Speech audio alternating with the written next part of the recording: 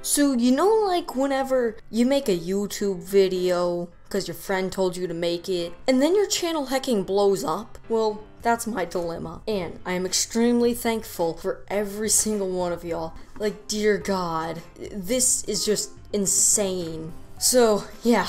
Today we'll be doing the one other post that I pre-recorded, but didn't have enough time to put it in the video. And I noticed all of the comments about, you know, not breathing. So I'm gonna get all my breathing out of the way before the video starts so that I don't accidentally breathe while I'm recording. So I think that's enough breathing for today. One little thing before we get into it. Some people are asking whether I'm a boy or girl, and the answer is lizard. Like, come on, y'all should know this. On to Entitled Parents Wednesday episode. This is a real authentic meme, and it's r/entitled parents, r/that happened. Corporate needs you to find the differences between this picture and this picture. They're the same picture. You see, that is a nice office meme. Entitled parent, wake up your kid so that my boy can have her toy. I'm a 21-year-old female babysitter, and I have this girl, let's call her Mia, who I watch at least one day a week, plus whenever the parents ask me to help out. Mia's 8 now, and I started babysitting for her when she was just 4 months old. Yes, I was 14 at the time. Family is great, and Mia is really easy kid. We were like sisters. I never rose my rate, so keep in mind that I've been working for $150 per hour for roughly 8 years, and could expect a $20 gift card for both my birthday and Christmas. I'm a babysitter for fun and not for money, and I'm true to that. What I earn just covers expenses, and I have an actual job that's paying for my life after all. When Mia's with me for an entire Saturday, we go on day trips. She loves shopping and sightseeing, so I mostly take her around bigger cities. This is where the story starts. We are on a bus on an hour drive to the next bigger city. Taking the car meant stress for me, and I don't like driving, and the train was expensive too, although both would have been about 34-minute rides. Mia and I like to go by bus. This private bus company has perks, and on this particular day, I paid $10 for the return ticket. Mia, being under 10 years old, went for free. Plus, they wait for you on the way back, but causing delays results in a fee. Anyways, we were on the bus per usual, and I brought my Nintendo DSi for her to play with, so I can do whatever. She plays happily. It's a win. Until this entitled mom, EM, and her 10-year-old boy come along. They take seats right behind ours. No problem, right? Wrong. It doesn't take long for the boy to notice the console and the racing game Mia is somewhat fixed on. Boy to EM, Mom, I want to play. EM, well, go ahead. I thought he would like to get our attention and ask nicely. Nope. The boy jumps up from his seat, reaches over Mia's head, and tries to snatch the game from above. He gets a hold of it for a moment, but the strap stops him. I made sure Mia's wrist was fine, and the game was not broken from the rough move. Then I turned around, stopping the boy from another attempt. Me, young man, that wasn't very nice. Ian, he just wants to play. Let him play too. Me, teach your child to ask properly and I will consider. Ian, don't tell me how to parent, kid. Boy, Mom, I want that game. Ian, in a minute, sweetie. Me, no, it's not yours and I'm asking you to leave us alone. I sit back down, hoping that I've heard the end of it. Way wrong. Mia's seat shakes a few times. The boy is kicking her seat. She asks him to stop, but he continues. I warned the mom that I will tell the drivers. EM, he is bored. Give him the game and he will stop. We get up, quickly helping Mia change into another row, then go to the front and explain the situation when I hear Mia yelling, Mia, let go! I turn around. This boy has one hand on the game and the other pulling her hair. EM is smirking in satisfaction as the boy rips the hand sling off Mia and returns to his seat, holding the game. I immediately storm off and grab it without a word. He starts crying and screaming loudly. I don't even care. It's 8 a.m. and this was supposed to be a happy girl's day out. Now I have Mia in tears and a bratty son and an entitled mom on my hands. EM, you give that back right now. My son was playing with it. Bus driver 2 comes to our rescue, practically pushing the woman and her son into the last row, asking us to take seats up front to separate us as far as possible. Ian was advised to use some common sense that it was not her game, and thus not hers to decide over. I didn't quite listen anymore, but what I heard was somewhere along the lines of, Ian, my son only wanted to try the game. These girls were unfairly rude to him.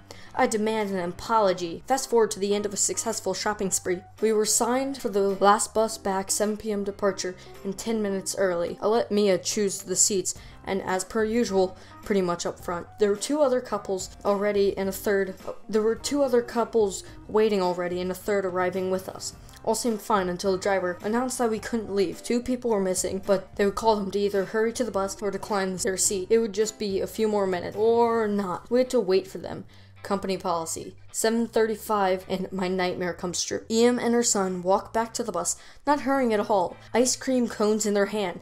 No messy food allowed on the bus. They have to finish outside. Again, not hurrying in any way. 7:45, head count, we finally drive back. Everyone on board is annoyed by the delay. Em and her son probably took the seats in the other aisle right behind us on purpose, but I wasn't gonna say anything yet. Lessons learned, I hoped. Bus driver 2 was driving now. Driver 1 comes up to the mom. Driver 1, ma'am, sorry to bother you, but you caused a 45-minute delay, and according to our terms and conditions, the company will fine you for that. Em, fine me? What, for a few minutes wait? No way. I was told there would be a ride home waiting for us. Driver 1, I'm sorry, but you knew that beforehand. It's in our T's and C's. Em, no one told me that. Driver 1, you agreed, ma'am. Company will mail you everything. I need your ID, please. Em, no. Driver 1, I'm afraid, but I'll have to involve the police then. He goes back to seat. The boy shows up next to me. Boy, I want that game. Me, I told you no this morning. It's still no. He pulls a sad face and goes back to his mom. It's semi-dark outside. Mia is laying spread over her seat and on my lap. Not that I cared. She was tired and I expected her to fall asleep while playing. As she did, face buried in my jacket that she had folded into a pillow on my lap. I turned the game off, but with the sling still around Mia's wrist, I can't put it away. Em suddenly hovers above me. Em, is she done playing? Me, so? Em, so my son can play with it now? Me, no, he can't. It's my game. Em, come on, just give it to him. He wants it and you're too old for it anyways. Me, I don't care, it's my game. I said no, so please leave me alone now. Em, what gives you the right? She's practically yelling. I'm worried she might wake Mia and then I could end up with a cranky, tired child. Me, I own it. Do me a favor and don't wake her. Em, she's asleep and she doesn't need the game now. Me, ma'am, the game is tied to her wrist and I'd have to wake her to get it anyways. I would be playing then, not your son. It is my game, and if I have to tell you again, I will ask the drivers for help. You know I'll do it. Driver 1 turns around, giving her a stern look. I figure he was listening. Em and her son moved a few rows back. I thought she was defeated. Again, I was wrong. A few minutes later, I was occupied with my phone texting back and forth with a friend. I wasn't paying any attention to anything else, but watching Mia didn't fall off the seats whenever she moved. I didn't think much of the tiny hand on my leg at first, since Mia's arm was somewhere around there. Then Mia shoots up with an eardrum-shattering scream, nearly dropped my phone in shock. There was a boy right between my legs. He crawled up under our seats from behind to come and probably snatch the game. That was his hand on my leg. And Mia had woken up to him staring into her face just centimeters away. The driver was cool enough not to cause an accident due to the scream, but stopped the bus as soon as he could. Both drivers were furious. The boy was crying, Em was screaming at Mia and I for making him cry. All the while, I'm unable to grasp the situation for a moment, holding the shaking 8-year-old. A man from the other couples gets up and manages to somehow silence the situation entirely. Em, this selfish girl scared my baby. She purposely screamed right into his face. Driver 1, ma'am, why was your son underneath her seat? Em, I want this girl off the bus right now. Driver 2, ma'am, please answer the question. Why wasn't your son seated? Em, he's a good child. He can do whatever he wants. Boy in tears, I want the game, mommy. Em towards me, you owe my child that game now. I ignored the insult. I had to calm Mia, trying not to explode in anger myself. I was so mad. I wanted to punch something. The boy tried to reach for the game again. I had it with him. Admittedly, I didn't want to push him away as hard as I did, and I now know that I shouldn't have pushed him back at all, but since he only fell against his mother, I couldn't have cared less. I got up red-faced, taking deep breaths as to not completely lose it. Me, you listen here, kid. Don't you dare touch me or our game again. Em, you hurt my baby!